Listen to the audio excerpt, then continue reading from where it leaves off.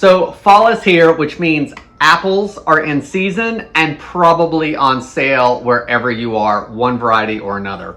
So today, let's make a mostly apples apple cake, gluten-free of course. I'm Jamie with SavorySaver. I share gluten-free recipes, tips, tricks, and resources to make your gluten-free lifestyle easier. So please consider hitting subscribe and let's get started. Just a couple recipe notes before we get started. It is a King Arthur baking recipe directly from their website.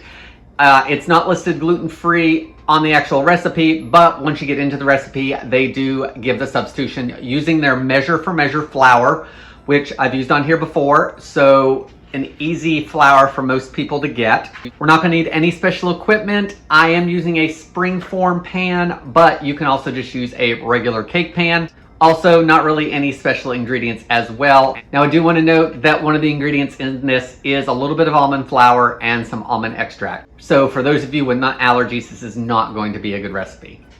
Other than that, that's all I see. We'll go over anything else during the recipe, so let's get to baking. So the first thing you want to do is preheat your oven to 350 degrees Fahrenheit. This is not going to be a very long recipe to put together, so start that whenever you feel is appropriate. Next, let's talk about the baking pan.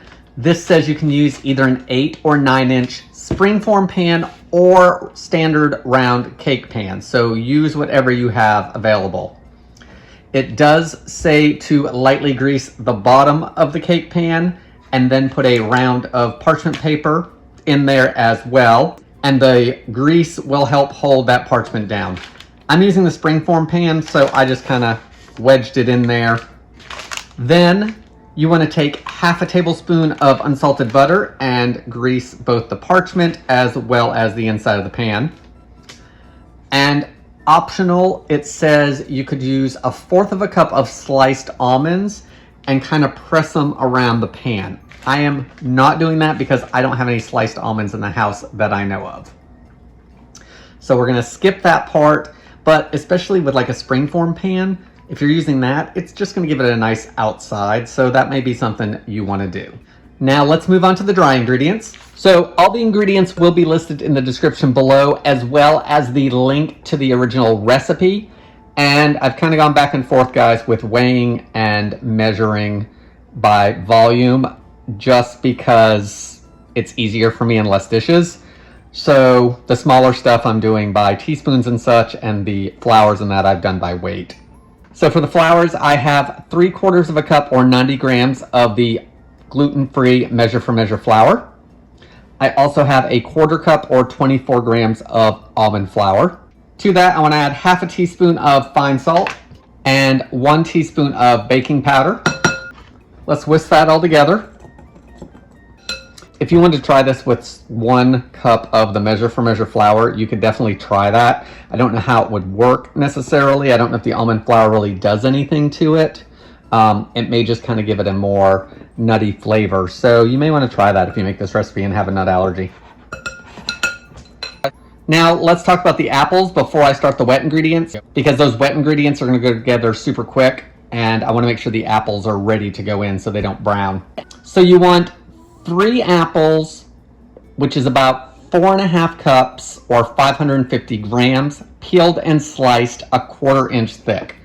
So I have 3 Fujis here because that was the end of that bag, and I have 1 Pizzazz. Now, their tips in regards to apples do suggest a mix of Granny Smith and Pink Lady for a sweet and sour balance.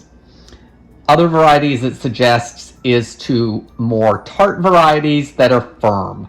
And they said a good rule of thumb is to stay away from ones that you can easily indent with your finger, like a Honeycrisp or Macintosh. That says that their moisture content is too high. So we're going to see how these go. They may be too wet, but we'll see. So I'm going to prep these up, and then we will move on to the wet.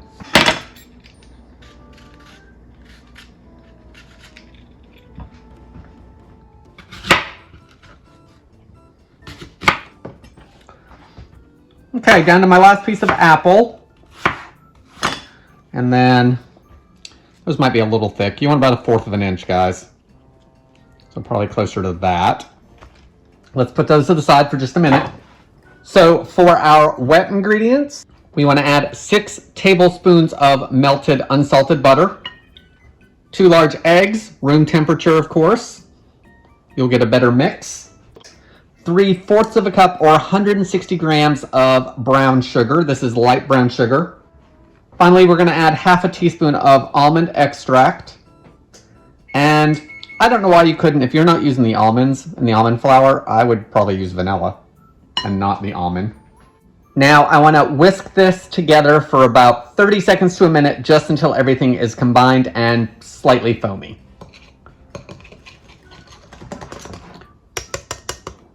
All right, so everything is blended together. We get a little bit of foam there and it's lighter in color. So now I'm going to whisk in my dry ingredients just until it's combined. So I'm going to do it just until there's 1 or 2 little streaks of the flour. And we're good. So I'm going to get rid of my whisk. I'm going to get my spatula. I'm going to add my apples. And I'm going to fold them in just until everything's evenly coated. And they say it's not going to look like much batter, and that's exactly what we want. So you may need to break up those apple slices or pull them apart a little bit. And once you can see that all the apples have something on them for that batter, then I think we're probably good. So let's get this transferred into the pan. So I'm going to put them all in the pan.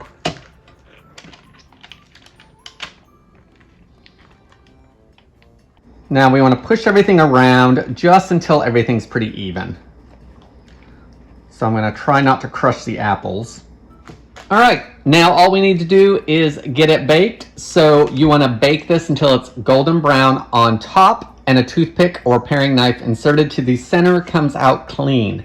That's going to take 50 to 55 minutes. Once it comes out of the oven, we're going to let it cool for 15 minutes on a wire rack, and then you're going to run a paring knife or offset spatula around the edge of the pan to release it from the pan. If you are using a springform pan like I am, then you're just going to pop that open, and then we're going to let it cool for about 15 minutes on a rack. If you're using a cake pan, of course, you would do that. Rack, flip it over, flip it back over, let it cool that way. Let's get this baked off, and then we'll give it a taste.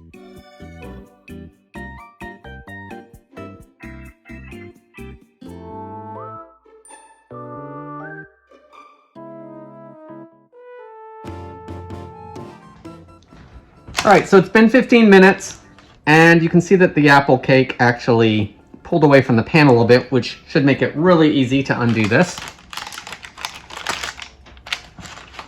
which it did. So now I'm just going to slide the bottom of the pan off of here because I shouldn't need it anymore. Now we want to let it cool for about another 15 minutes at least, and then we'll give it a taste. Our cake is finished. It did take the 50 minutes as originally said in the recipe. It didn't take the 55 in mine. It looks really good. It's baked through. You can see the layers of apples. I'm going to show you the piece in just a second that I cut because I'm afraid I'm going to drop this. So there is the cake. You can see those apples in there and that little bit of batter that baked up in there. Let's give it a taste, and then we'll go over some recipe notes. Just a little bit of canned whipped cream on it because we had it in the fridge. So those apples feel like they still have a nice bite to them.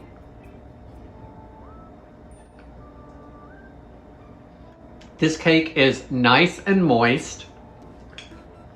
Like it's very, very moist. But those apples are cooked really well, and I used Fuji and Pizzazz, which are some kind of Honeycrisp strain. I can't really taste the almond extract in it, so that does say that you can use a little bit more in there if you wanted to.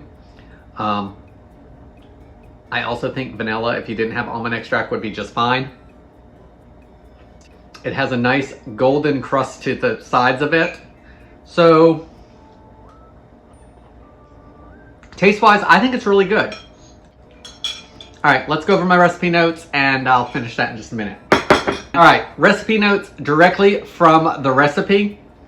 It does say if you like almond flavor, if you're using the almond extract, then you can increase it to 3/4 of a teaspoon, but it does say that the potency will increase the next day and the leftovers will be even more almondy in flavor.